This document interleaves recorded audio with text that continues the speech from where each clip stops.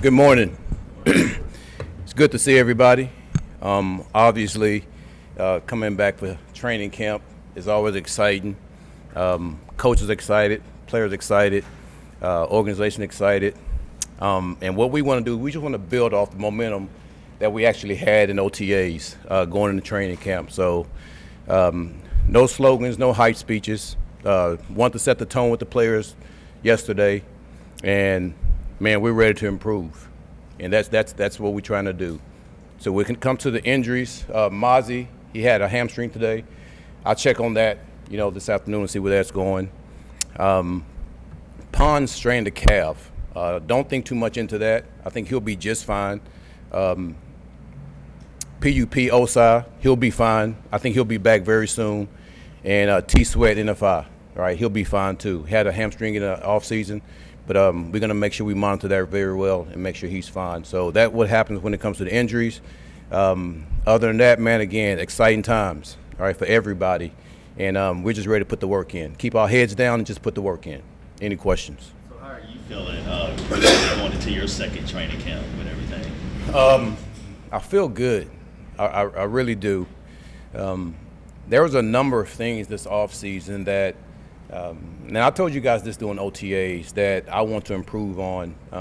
And plus, not just improve. I thought some things that we did last year were good. I think we all need to improve when it comes to the processes that we had. But you start to learn different things going through your second year. And to me, that's the most exciting thing that I'm thinking of right now. Is just some of the things that I want to implement with the team. Some of the messaging I want to continue to implement. And just knowing that, man, if we can just keep that consistent, man, improvement comes behind that. So I'm looking forward to how guys react from this day forward going into training camp.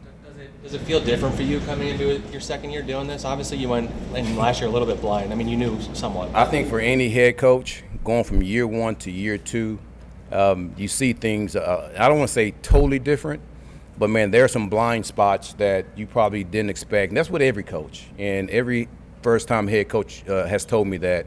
And it allows you to go into this year, man, being able to attack those things the right way. So I look forward to being able to do that.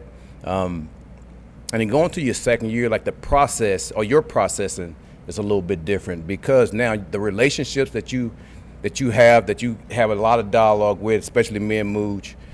Same with the players, being able to bring other players in that you know that fits what you're trying to do.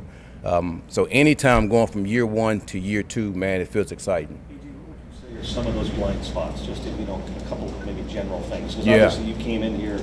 Obviously, speaking of Bill, you got a lot of you coached under Campbell and all that stuff. So you got a lot of ideas coming in. Yeah, and listen, I'm not trying to be a butthole, when I give you this answer, but a lot of that, man, I really want to keep to myself. I don't think it's fair to myself or the team to be able to articulate all those things to everybody and give everybody all the answers to which I think is the test, for me to improve. Aaron, obviously some things happened with Geno in the offseason, and he came up here yesterday and he addressed it, and he said he'd talk to you guys too. What were those conversations like? What did you tell him? Well, I think he did a really good job of the awareness part of it, of first understanding that, man, we built a lot of momentum in OTAs and coming out of OTAs. And, man, the distraction happened. And I know he hated that he was a part of that. But the thing about it, it's behind him. It's behind him. And we all moving forward. He talked to me. He talked to some of his teammates. Man, we're with him 100%. And, man, we're moving forward. How do you go about building competitive stamina throughout camp? It's a really good question. Because in camp, I would say the first period, man, it's always competitive. Always. Then as camp goes or as the day goes, man, guys get tired.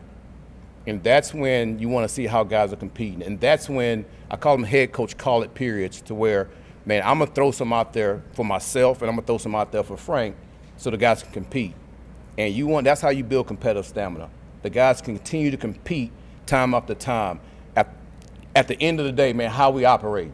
Right, and I want our players to operate that way, and that's how we want to build competitive stamina. Aaron, This being your second camp, how might the messaging to the players, how might it be different than it was last year, and in what ways might this camp be different than last year? Well, again, I'm going to keep that to myself when it comes to the messaging, but I will tell you this, the messaging will be consistent.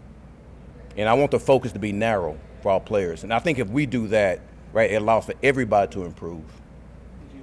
What are the challenges? You have two new coordinators, obviously, and most particularly Frank. What do you feel like he brings to you? Yeah. And how critical? Well, I've been knowing Frank for a long time. Obviously, we know he was my teammate. And throughout my coaching career, we've always kept in touch. And I think the beauty of those relationships is you get a chance to know exactly how he operates when it comes to his philosophy, when it comes to offense. And then you try to see, man, does it match what I think? All right. And for the most part, man, it's right on point. It is right on point. And you see exactly how he did when he was in Indy, as far as running the ball, as far as the explosive plays, things like that. So, man, our philosophies really match when it comes to that. Defensively, man, we all know that Duke was with me for, 3-4 years in Detroit. So he knows this defense like the back of his hand. When I have to step out and do other duties, man, he could easily step in and explain exactly what we're trying to do. So that's a comfort for me. That's a real comfort for me. But it's really exciting for me to be able to install a defense that I know like the back of my hand. A lot of what we're doing is things that I actually want to do as far as coming from New Orleans into Detroit. So if there's an issue, I can quickly fix it. And that feels exciting to me. So knowing Frank, knowing what he brings to the table, knowing what Duke brings to the table, and me being able to call defense and fix issues that we have, man, I look forward to that. I really do. Yeah, Sadiq was obviously back out there today. How good was it to get him out there? And what excites you most about getting a chance to use a guy with that kind of skill set? Yeah, obviously he's he's big. He's 250 pounds, and we know he runs a 4.3. He has really good hands. To be able to utilize him in a number of different ways, and again, I don't want to sit there and talk about how we're going to use him. It's really exciting. I mean, to match him up with the other tight ends that we have, and I think that room is it's really improving. I really do. It's good to have him out there. We're going to take it slow with him to make sure he can catch up on everything he needs to catch up with. But he's going to be a huge weapon for us, and I'm looking forward to how we're going to utilize him. A lot of things have changed. Quarterbacks, coaches, we went through a bunch of them, personnel. The objectives and the goals, where are they right now? Say that one more time. The objectives and the goals for this team in year two. And I'm going to continue to be consistent with what I just told everybody else. It's not fair to myself. It's not fair to the players to really give you my message into the players, what our goals are. But I would say this: everybody's goal is to win. Everybody's goal is to do that. Everybody goes to be competitive. Everybody goes to improve. Right, and I will tell you that. But when it comes to the specifics of what I told our guys, I'm gonna keep that between me and the players.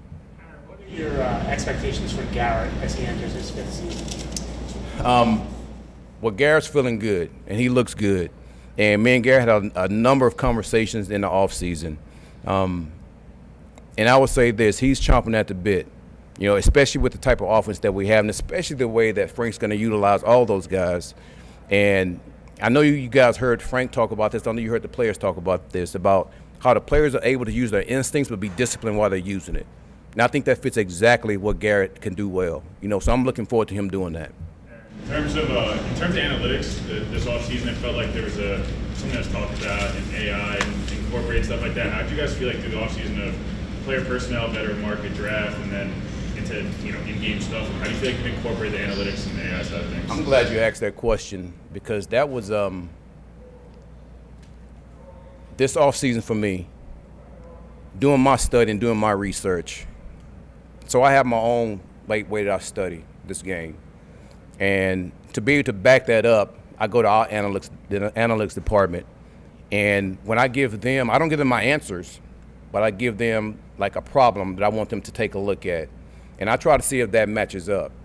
And for the most part, that helps me with my research. And I make sure I question them on how they look at things, and I make sure they question me on how I look at things. And we try to come together for an answer. So, man, that was huge for me this offseason as far as the research on, man, what are the predictors of winning this league? Like, what is that? How does that look? And being able to have an answer for that and being able to articulate that to our players and let that be a focus.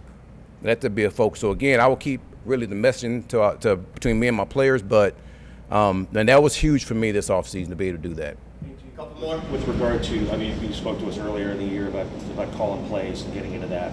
Yeah. It's your superpower. I think you use those words.